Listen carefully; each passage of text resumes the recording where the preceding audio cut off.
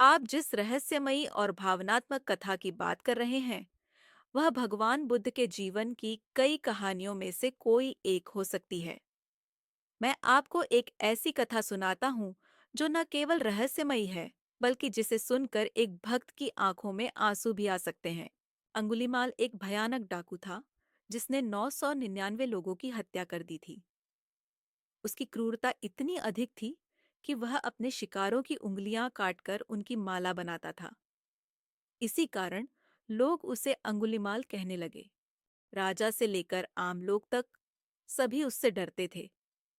वह संकल्प कर चुका था कि जब तक वह 1000 लोगों की उंगलियों की माला नहीं बना लेता, तब तक वह नहीं रुकेगा। एक दिन भगवान बुद्ध को पता चला कि अंगुलीमाल लोगों को मारकर भय फैलाए जा रहा है। उनके हृदय में करुणा उमड़ पड़ी और वे अकेले ही उस जंगल की ओर चल पड़े जहां अंगुलीमाल रहता था। जब अंगुलीमाल ने देखा कि एक साधारण भिक्षु बुद्ध उसकी ओर चले आ रहे हैं, तो उसने सोचा कि यह उसका 1000वां शिकार होगा।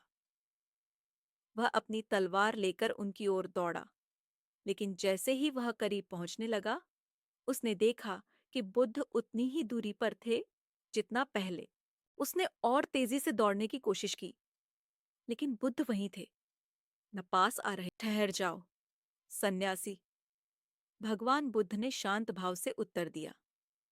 मैं तो पहले ही ठहर चुका हूं, अंगुलिमाल, पर तुम कब ठहरोगे? अंगुलीमाल का हृदय परिवर्तन भगवान बुद्ध के इन शब्दों ने अंगुलीमाल को झकझोर कर रख दिया। उसने पूछा, आप पहले ही ठहर चुके हैं, इसका क्या अर्थ है? बुद्ध बोले, मैं हिंसा और पाप से रुक चुका हूं। अब मैं किसी को कोई कष्ट नहीं देता। पर तुम अभी भी अधर्म और हिंसा की राह पर भाग रहे हो। कब रुकोगे? अंगुलीमाल के मन में पहली बार अपने कर्मों पर पश्चाताप हुआ। उसने बुद्ध के चरणों में गिरकर क्षमा मांगी और अपनी तलवार। बुद्ध ने उसे दीक्षा दी और वह उनका शिष्य बन गया। एक भयानक डाकू जो लोगों को मारकर भय फैलाता था, अब भिक्षु बनकर सत्य और अहिंसा के मार्ग पर चल पड़ा।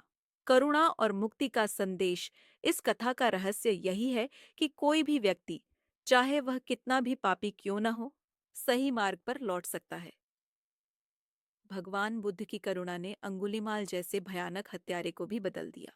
करुणा और मुक्ति का संदेश इस कथा का रहस्य यही है कि कोई भी व्यक्ति, चाहे वह कितना भी पापी क्यों न हो, सही मार्ग पर लौट सकता है। भगवान बुद्ध की करुणा ने अंगुलीमाल जैसे भयानक हत्यारे को भी बदल दिया।